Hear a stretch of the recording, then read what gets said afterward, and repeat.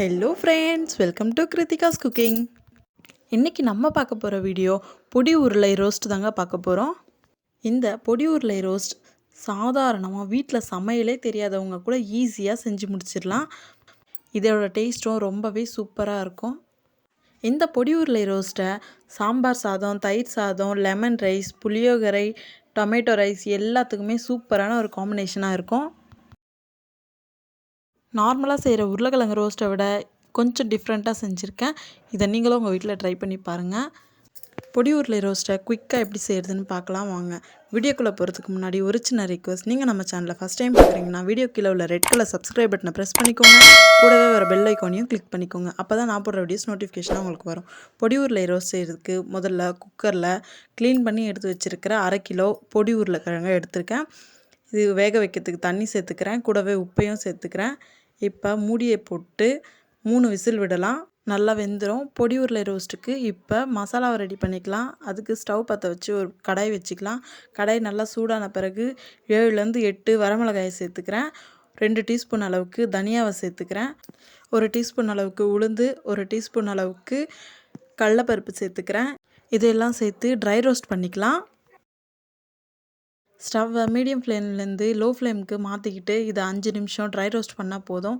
இதோட வாசமே நல்லாயிருக்கும். இந்த ஸ்டேஜில் துருவி வச்சுருக்கிற கொப்பரை தேங்காவை 1 டீஸ்பூன் அளவுக்கு சேர்த்துக்கிறேன். கொப்பரை தேங்காய் இல்லாதவங்க பச்சை தேங்காயை கூட நம்ம துருவி சேர்த்துக்கலாம். இதெல்லாம் சேர்த்து 5 நிமிஷம் நல்லா வதக்கிட்டு ஸ்டவ் ஆஃப் பண்ணிடலாம். இது ஃபுல்லாக கூலான பிறகு இந்த மசாலா கலவையை ஒரு மிக்சர் ஜாருக்கு ட்ரான்ஸ்ஃபர் பண்ணிக்கலாம்.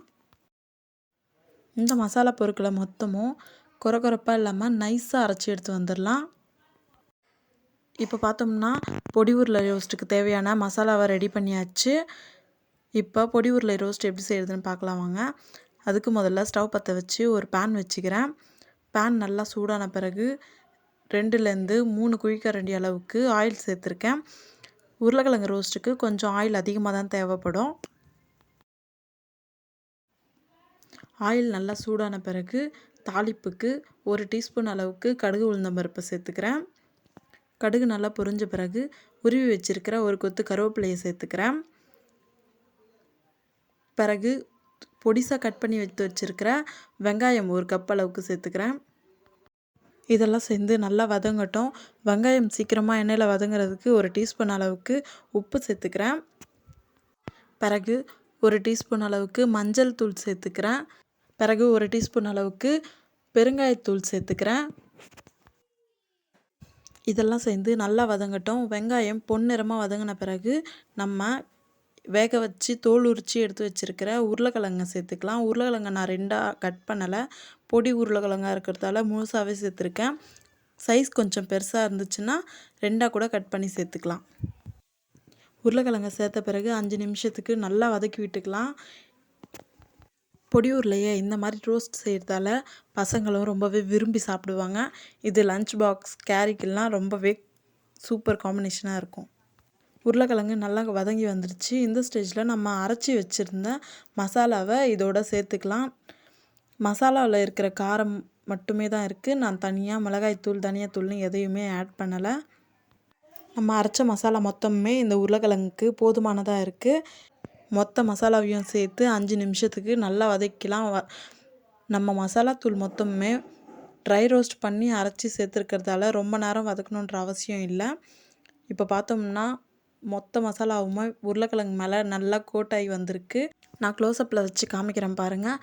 உருளைக்கிழங்கு சூப்பராக ரோஸ்ட் ஆகி வந்திருக்கு. அவ்வளோதாங்க, உருளைக்கிழங்கு ரோஸ்ட் ரெடி ஆகிடுச்சு.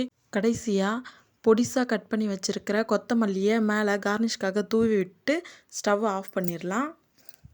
இந்த மாதிரி உருளைக்கிழங்கு ரோஸ்ட்டை நீங்களும் உங்கள் வீட்டில் ட்ரை பண்ணி பாருங்கள். உங்களுக்கு எப்படி வந்துச்சுன்றதை என்னோட கமெண்ட்டில் ஷேர் பண்ணிக்க மறந்துடாதீங்க.